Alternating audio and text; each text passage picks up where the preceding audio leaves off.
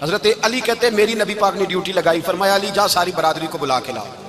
آپ فرماتے ہیں 10-11 سال کا مبلغ گلیوں میں پھرنے لگا، 10-11 سال کا مبلغ، یہ دیکھیں کہاں دوستی کا آغاز ہوتا ہے۔ کہتے ہیں میں پہلے دن نکلا اپنے رسول کے کہنے پر، میں 10-11 سال کی عمر میں دین کے لیے نکلا، اور پھر وہ 10 سال میں نکلے تو بدر سے لے کر احد تک، حنین سے لے کر خیبر تک، اور مدینے سے لے کر کوفے کی جامع مسجد کی شہادت تک جناب علی دین کے لیے نکلے ہی رہے۔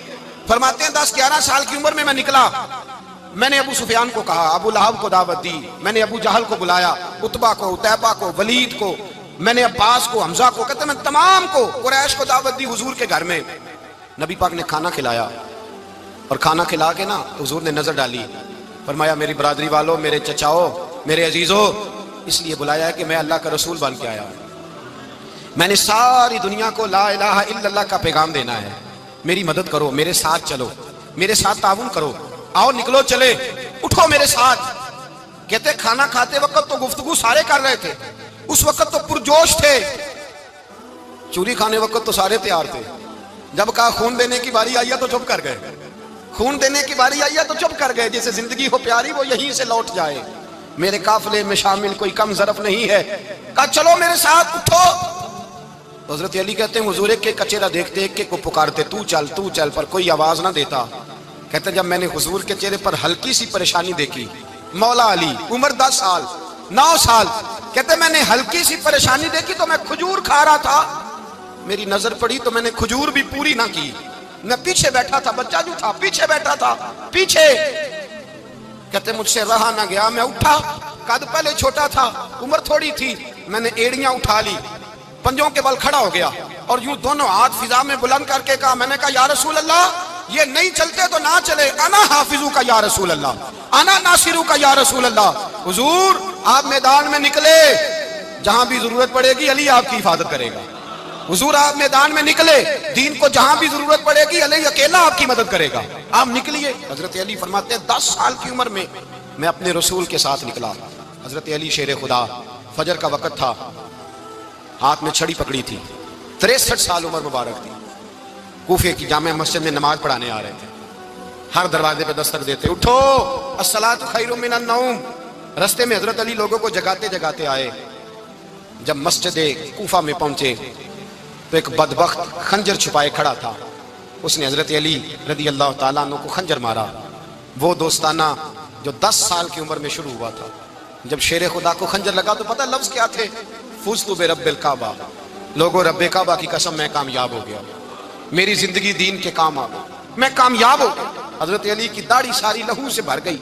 حضرت شیر خدا فرمایا کرتے تھے ایک دفعہ میں بڑا بیمار ہوا، میرے سے اٹھ کے کھڑا نہیں ہوا جاتا تھا، حضور تیمارداری کرنے آئے تو میں نے کہا یا رسول اللہ پتہ نہیں بچوں گا کہ نہیں، حضور نے فرمایا علی نہیں، تو اس وقت دنیا سے جائے گا جب تیری داڑھی لہو سے رنگین ہو جائے۔ شیر خدا کہتے ہیں جب زخم لگا تو میں نے نیچے جھکا کے دیکھا تو داڑھی لہو سے بھری ہوئی ہے، میں نے کہا بس وہی کامیاب ہو گیا۔ جامع مسجد کوفہ میں مولا علی نے سر سجدے میں رکھا، اور اسلام کی تاریخ کا وہ شخص جس شخص نے اپنی بچپن سے لے کر جوانی، جوانی سے لے کر بڑھاپا، اور جاتے جاتے امام حسن اور حسین کو قریب بلایا اور وصیت کر گئے بیٹا جینا اسی کا ہے جو دین کے لیے جیے، بیٹا مرنا اسی کا ہے جو دین کے لیے مرے، جس دھج سے کوئی مقتل میں گیا وہ شان سلامت رہتی ہے، یہ جان تو آنی جانی ہے، اس جان کی کوئی بات نہیں۔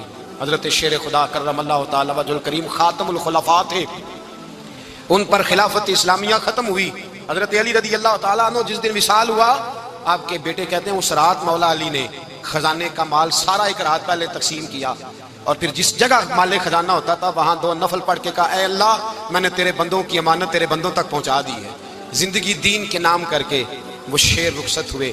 21 رمضان المبارک کی شام ڈھلی تو حضرت علی المرتضیٰ شیر خدا رخصت ہوئے۔ صحابہ کہتے ہیں مدینے میں کوہرام مچا، بغداد کی گلیاں سونی ہوئی، کوفے کے لوگ تڑپے، مکے میں بھی لوگوں نے دعائیں مانگی۔ وہ سورج اس انداز میں دنیا سے گیا کہ اس کی روشنی قیامت تک باقی رہے گی، اس کا اجالا قیامت تک چمکتا رہے گا۔ حضرت علی کا نام آج خودداری کی علامت ہے، حضرت علی کا نام ایمان کی علامت ہے۔ مولا علی کے نام کا نعرہ لگتا ہے تو سینوں میں خون دوڑتا ہے۔